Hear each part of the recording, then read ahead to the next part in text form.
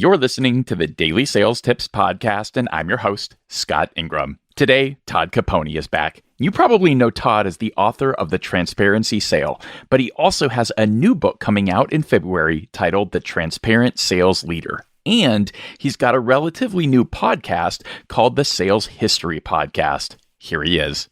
Hey, everybody. Are we buyer-centric in name only?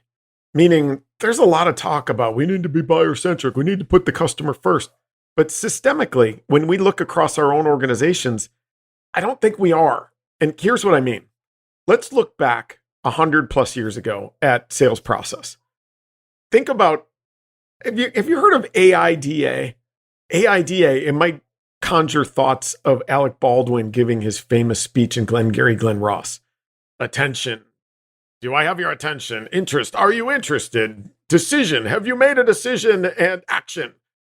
That actually is from E. St. Elmo Lewis from 1898.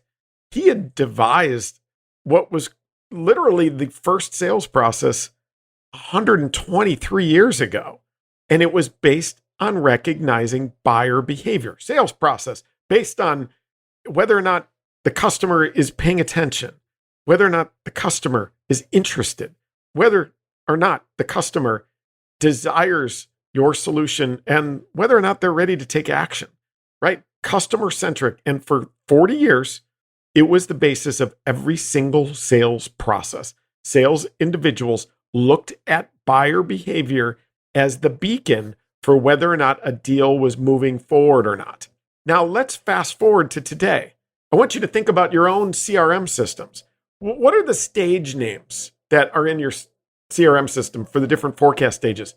I'm guessing it's probably things like qualified and discovery and demo and proposal and close, all seller-centric things.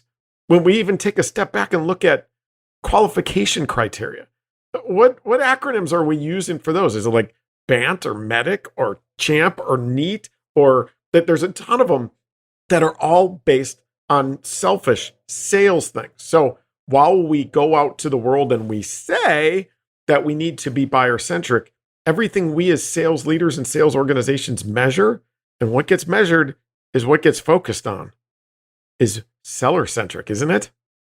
I think that it's time for us to really take a look at what we measure and the processes that we look at, because this is one of those things that, while Alec Baldwin's kind of dirty old school, wouldn't go down that path.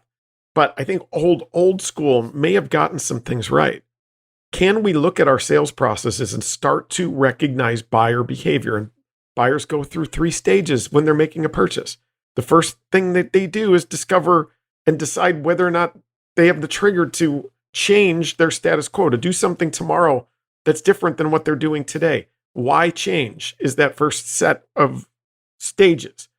Then once they decide for change, the decision comes around what is the vessel for that change? What is the solution? What is the product? And that's around why you. And then once they've decided for you, it goes into a process around why now?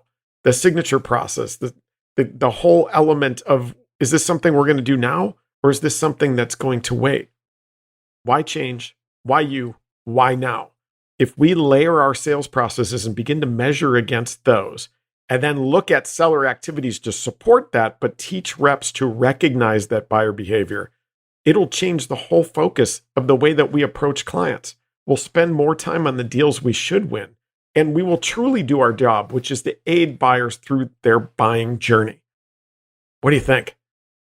Just a revelation that I came from being a sales history nerd, but I would love to hear your thoughts on it. So reach out, comment below, and would love to hear what you think. All right, thanks. For links to buy or pre-order Todd's book and to the Sales History Podcast, just click over to DailySales.Tips/951. Once you've done that, be sure to come back tomorrow for another great sales tip. Thanks for listening.